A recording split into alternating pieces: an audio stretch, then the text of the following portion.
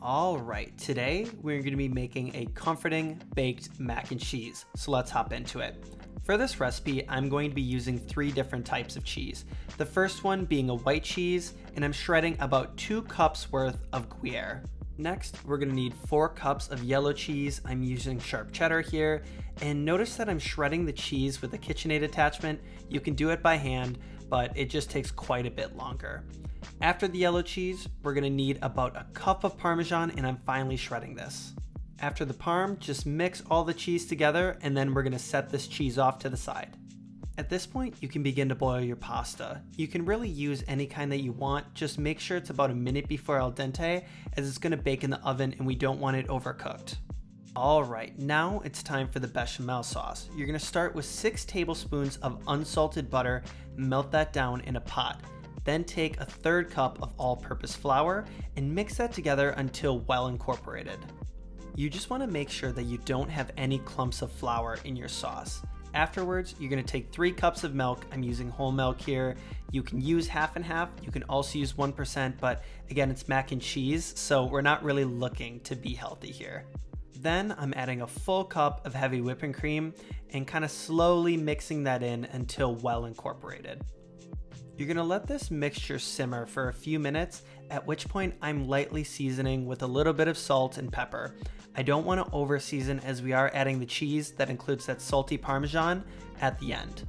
So from earlier, we have about 7 cups of cheese and about half of it is going to go into this sauce. We're going to do it in 2 batches, so take about 1/4 of the cheese at first and make sure that it's well melted and incorporated before moving on to the second quarter of cheese, and then your bechamel sauce is completed. Now we can take our pasta that's been sitting on the side from earlier and incorporate this into the bechamel sauce. Afterwards, you can taste for final seasonings, as this is going to be the final product that's going to go into the pan and baked in the oven. To finish off the mac and cheese, we're going to end up making a breadcrumb topping.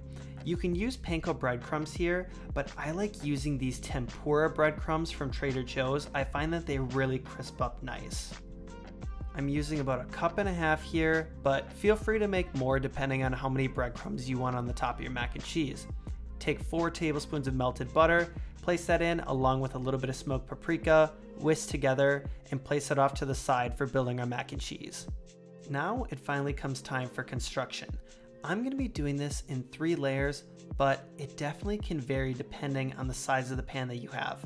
So taking half of our pasta from earlier, I'm putting that in the base of the pan. Then we're going to take the rest of our cheese, about 3.5 cups worth, and we are going to evenly layer this over the top. Once that's completed, take the rest of your pasta and evenly spread that out.